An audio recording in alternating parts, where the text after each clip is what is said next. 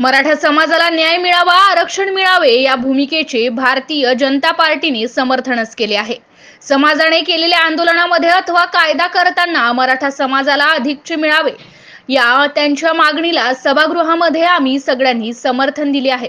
तरी सुद्धा आंदोलनकर्त्यांच्या वतीने राज्याचे उपमुख्यमंत्री तथा गृहमंत्री देवेंद्र फडणवीस यांच्यावर आरोप करण्यात येत आहेत। हे सर्व आरोप बिनबुडाचे असून आम्ही त्यांचे कदापि समर्थन करणार नाही, अशी प्रतिक्रिया भाजपा प्रदेशाध्यक्ष बावनकुळे, मुंबईचे भाजपा अध्यक्ष आमदार ॲडव्होकेट आशिष शेलार यांनी दिली आहे।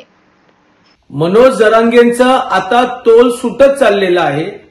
आज मनोज जरांगेंनी सागर बंगल्यावर जाण्यासाठी जे वक्तव्य केलेलं आहे, या सागर बंगल्यामध्ये जे नेते राहतात देवेंद्र फडणवीस आहेत, यांच्याच माध्यमातून पहिल्या टप्प्यामध्ये मराठा समाजाला आरक्षण मिळालं। अण्णासाहेब पाटील आर्थिक विकास महामंडळाच्या मुळे 75,000 मराठा उद्योजक झालेत।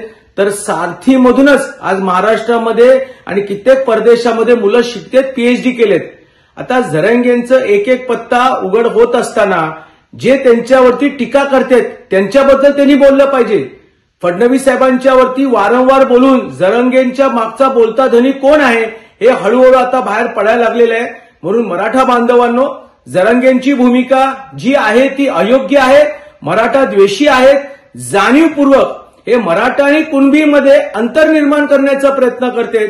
सगळे सोयरेबद्दल ही राज्याचे मुख्यमंत्र्यांनी 6 लाख हरकती जे आलेले आहेत, या 6 लाख हरकतीचा निर्णय झाल्यानंतरच त्याच्याबद्दल निर्णय घेऊ हे स्पष्ट झाल्यानंतरही वारंवार जरांगे हे त्या ठिकाणी देवेंद्र फडणवीस साहेबांच्या बद्दल बोलतात। कृपया करून जरांगेंनी आपलं तोंड सांभाळावं, नाहीतर हा विषय पूर्णपणे बाहेर चाललेला आहे।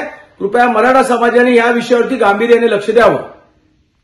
आरोप तद्दन बिनबुडाचे आणि खोटे आहेत, याचं समर्थन होऊ शकत नाही। माननीय उपमुख्यमंत्र्यांवर कोणीही बोलताना गांभीर्याने बोललं पाहिजे। देवेंद्रजींचा आजपर्यंतचा राजकीय इतिहास हा कुठेही अदवा तद्वा गैर पद्धतीने वितुष्ट निर्माण करणारं अशा पद्धतीचं सोडाच ते कधीच केलं नाही। पण संविधान आणि कायदा याच्या पलीकडे ते कधी बोलतच नाहीत। आणि संपूर्ण विधानमंडळाने मदत केली, पण विधानमंडळाच्या बाहेर असणारे जे लोक आहेत, जे पुन्हा कधी सत्तेमध्ये येणार नाही, ते लोक आता समाजाला या ठिकाणी बिघडवण्याचं काम करताय। पण मराठा समाज सुसंस्कृत आहे, मराठा समाजाला कळतं आहे की राजकारण कुठं चाललं आहे। मराठा समाजाला न्याय भेटत असताना या ठिकाणी ही आगपाकड करणं ही काही योग्य नाही असं मला वाटतं। आणि त्यामुळं जाणीवपूर्वक देवेंद्रजीला टार्गेट करण्यात येत आहे। जरांगे पाटील मुंबईकडे सागर बंगल्यावर जाणार असं सांगून ते नाही, सागर बंगल्यावर कशा करता? काय बिघडवलं सागर बंगल्यावरने? काय चूक आहे सागर बंगल्याची? काय चूक आहे देवेंद्र फडणवीसांची? काय चूक आहे त्या सुसंस्कारमय माणसाची? काय चूक आहे त्या सुसंस्कृत माणसाची? अरे चूक तर आहे ज्यांनी 40 वर्ष मराठा समाजाचे मतं घेतले, त्यांनी मराठा आरक्षण दिलं नाही। चूक तर आहे त्या उद्धव ठाकरेंची, ज्यांनी मराठा आरक्षण सुप्रीम कोर्टात टिकवलं नाही, त्यांची चूक आहे। त्यांच्या घरावर तुम्ही जा ना। जायचं असेल तर शरद पवारांच्या बंगल्यावर जा, जायचं असेल तर उद्धव ठाकरेंच्या बंगल्यावर जा। देवेंद्र फडणवीस कशा करता ब्राह्मण जात काढताय? कशा करता तुम्ही त्यांना डिवचताय? कशा करता त्यांनी काय चूक केली आहे? देवेंद्र फडणवीसांनी मराठा समाजाकरता अहोरात्र काम केलं आहे, हे मराठा समाजाला माहित आहे।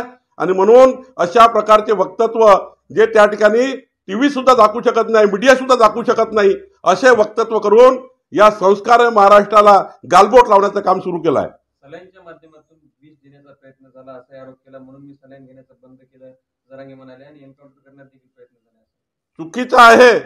देवेंद्रजीच्या स्वभावात ह्या बाबी नाही आहेत। मी त्यांच्या 32 वर्षापासून त्यांना ओळखतो आहे।